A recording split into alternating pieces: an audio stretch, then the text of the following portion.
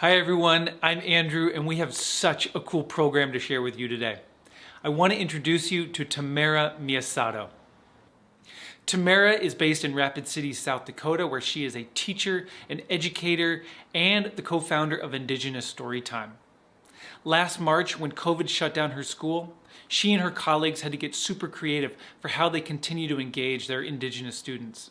So they started with a simple but powerful idea: to record themselves reading stories that center on Indigenous narratives and then sharing those videos in a Facebook group. One of the key breakthroughs early on for Indigenous Storytime was using mmhmm to bring those stories to life and to place their readers into the story visually. And as you can see here, they're using mmhmm Copilot mode to alternate seamlessly between reading the story in the native language and in the English translation. To get a sense for how far Tamera's come, this is her just over a year ago, setting up her home studio, sitting on the floor, laptop propped up on a box. We've all been there before. But now Indigenous Storytime is the foundation for a new school she's building, and she's been awarded over $50,000 in the past year to support this vision of putting arts, culture, and stories at the center of Indigenous learning. I think you're going to love this conversation with Tamera. She's even made a special recording of one of her favorite stories for this occasion. So that's coming up in a few slides. You won't want to miss it. Thanks so much for watching. Hi, Tamera. Thank you for joining us. You are the co-founder of Indigenous Storytime. Who else is on your team? Who's part of your co-founding team? Thank you for acknowledging that. I absolutely love that we've been able to do this together. So my dear friends, Marla Thunderbolt and Elaine Locke, Brianna LeBeau, and Jonita White Eyes. We were the original 5 co-founders that really put this together in March of 2020, just in response to the pandemic. And since then, our team has grown to include Blue Dawn Little, Heather Dahlgren, and Layla Chapa out of California. Indigenous Storytime has a pretty simple concept, which is reading stories out loud. Can you take us back to the beginning and why you started with this idea? As I said, it was really born out of a response to COVID. So last March, when schools around the country closed down, ours did. And, we were sitting together at a table during one of our planning days, moving from in-face learning to remote, and none of us knew what we were doing. Like, no one knew what we were doing.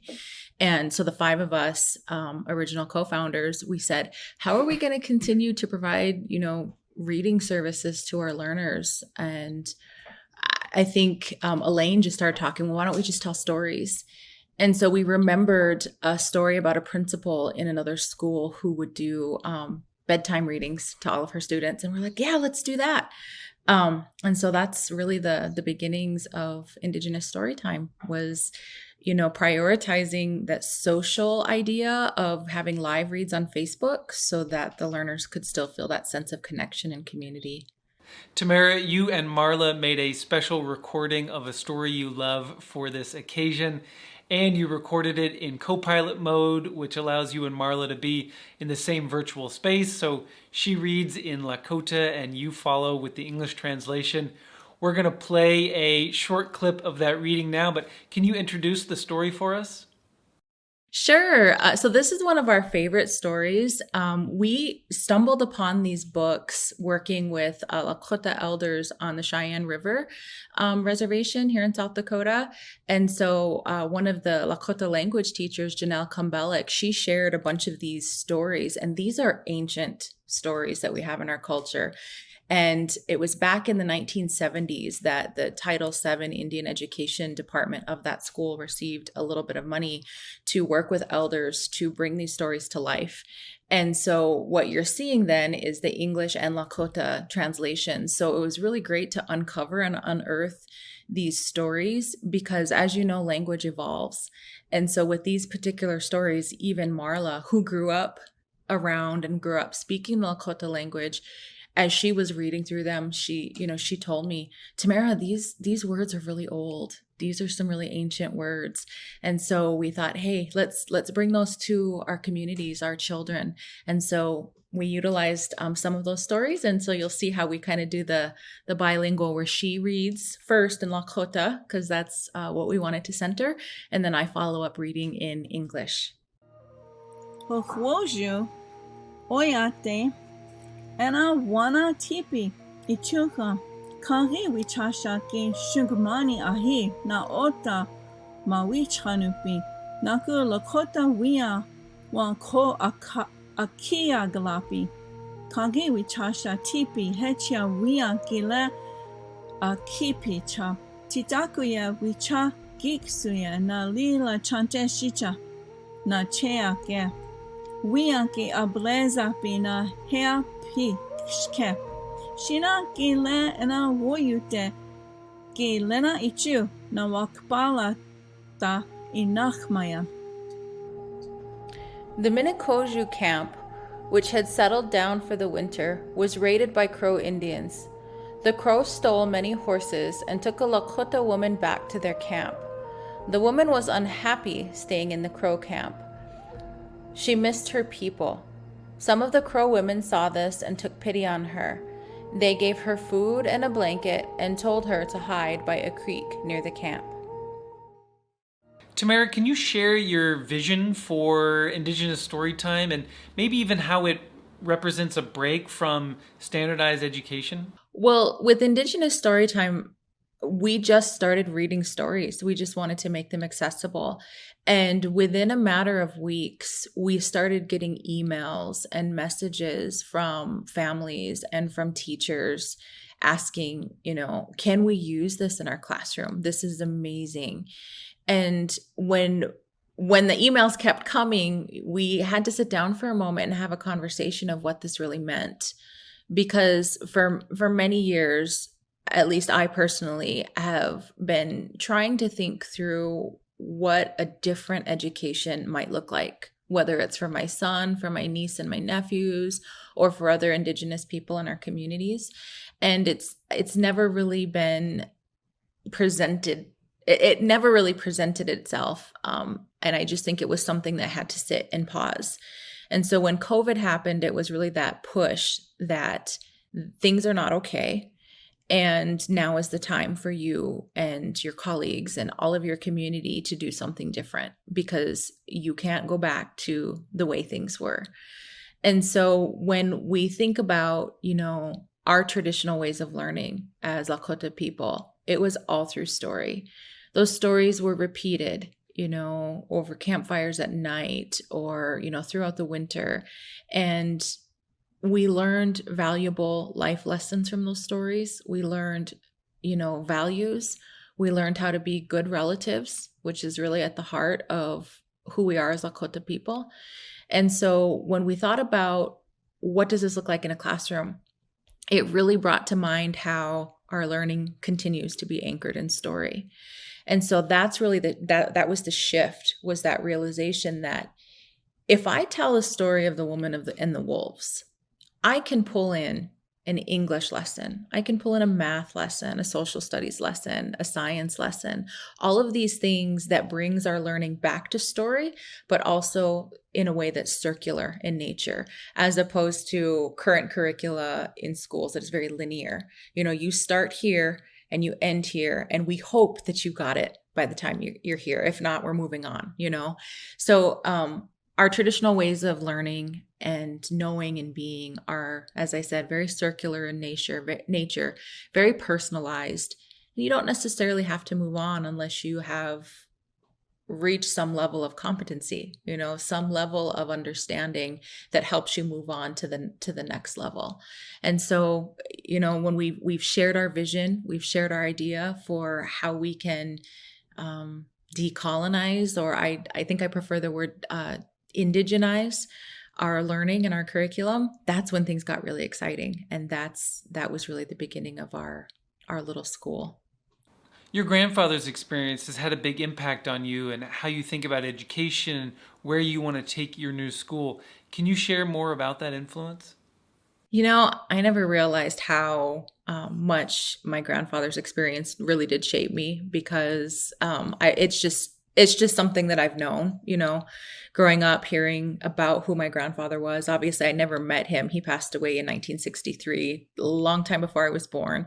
But, my mom made sure that we knew who he was. And so having that understanding that he was a student at Carlisle Indian School, probably one of the most known and infamous residential boarding schools in the country, just really made me think a lot about what his experiences were like there, because he never spoke of them.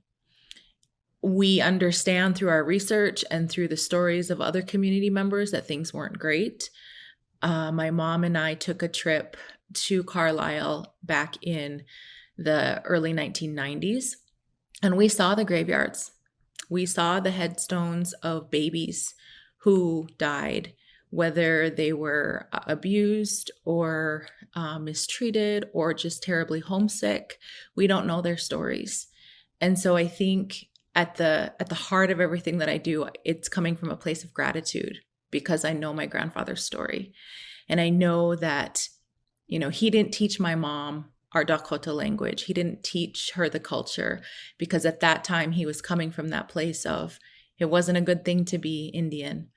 And he wanted her to be successful. And to him, success meant putting away who we were as Dakota people.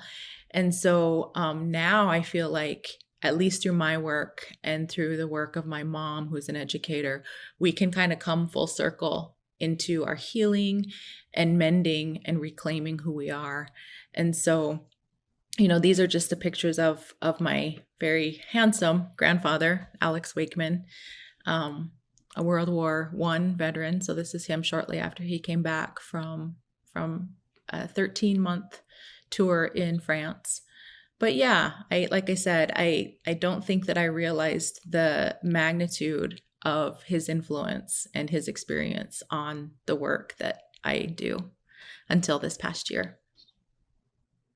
Well, it seems like your early success is continuing. You have over 2,500 members in your Facebook group from 10 different countries. You've been awarded a bunch of new grants to support Indigenous storytime. Can you say who's stepping up and supporting this vision? Yeah, we were really surprised. We were encouraged to apply for an opportunity. The program's called Enduring Ideas, and it's actually sponsored by Teach for America. And so we applied on a whim, a national grant opportunity, and we were funded $10,000.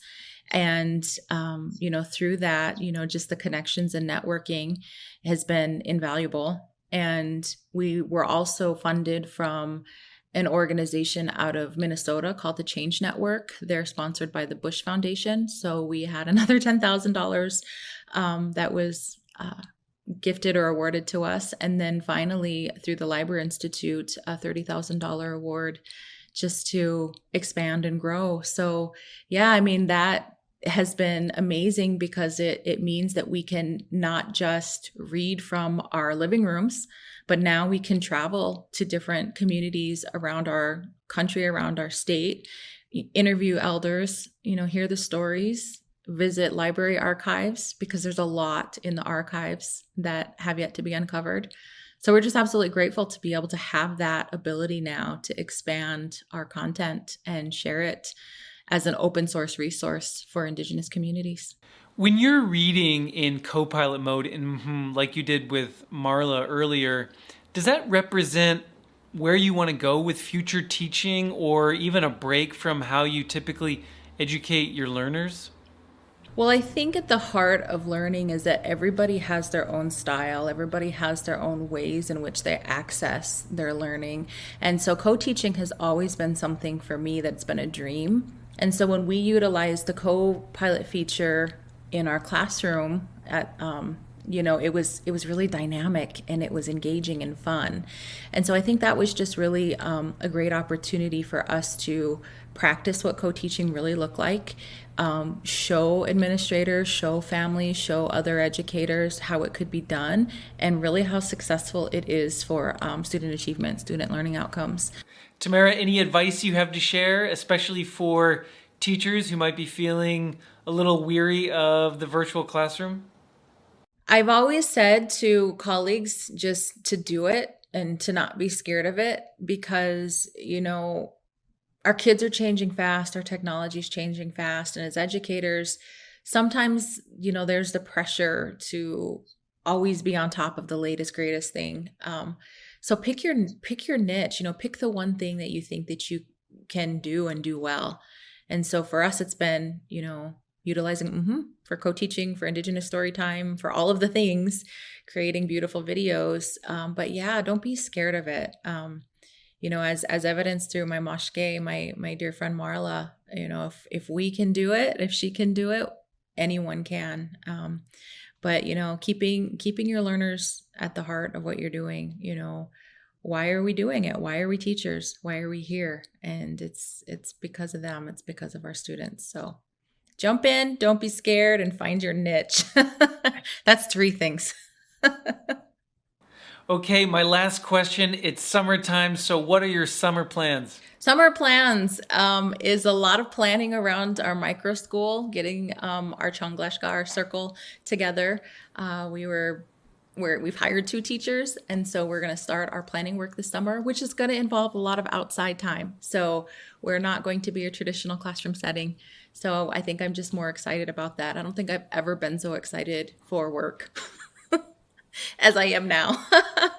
But like I said, we're flipping education on its head, and we're going to do something different. We're going to do something radical, and we're going to do something that I hope is going to be positive and impactful for our communities. Well, thank you so much. All right, well, that's a wrap on this week's Community Spotlight. Please be sure to check out indigenousstorytime.org to see more about what Tamera is up to discover more stories, and to see the full recording of The Woman Who Lived with the Wolves. Thanks so much. Have a great week, and we'll see you next time.